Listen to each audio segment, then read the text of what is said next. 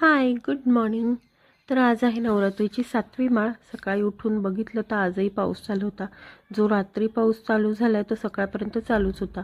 आज रविवार आहे आणि नेमकं रविवारी सौम्या सकाळी लवकर उठून बसते. नाही तेव्हा शाळेत जायला नाटकं करत असते.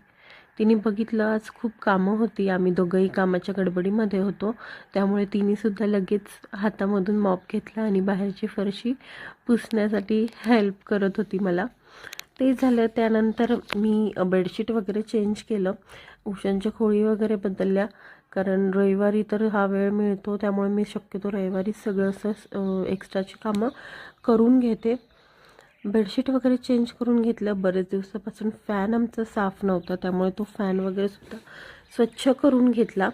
गॅलरी धुवायची होती, दसरा तोंडावर आला, त्यामुळे मी पटपट गॅलरी वगैरे धुवून घेतली. आम्ही कामं करत होतो, बाहेर पाऊस पडत होता आणि सौम्याचे असे उद्योग चालले होते. एक एक पसारा तिने काढून ठेवला होता आणि सगळी खेळणी घरभर मांडून ठेवली होती. रविवारची कामं आज उरकत नव्हती, खूप लोड होता कामाचा. भूक लागली होती. एका साईडला रांगोळी काढायला घेतली. रांगोळी मी इकडे काढेपर्यंत सौम्याला तिलासुद्धा रांगोळी काढायची होती, म्हणून दुसऱ्या साईडला तिने पण रांगोळी काढायला सुरुवात केली. आणि माझी अगदी छोटीशी रांगोळी होईपर्यंत सौम्याने रांगोळीचा अशा पद्धतीने पसारा करून ठेवला होता. तो पसारा आवरला. आता दुपार व्हायची वेळ आली होती. खूप कडकडून भूक लागली, म्हणून मस्त पार्सल मिसळ आणली आणि झणझणीत मिसळवर ताव मारला. त्यानंतर आम्ही फ्रेश झालो आणि रात्रीपासूनच्या चाललेल्या पावसामुळे नदीला पाणी सोडलं होतं, तर आम्ही ते बघायला आलो.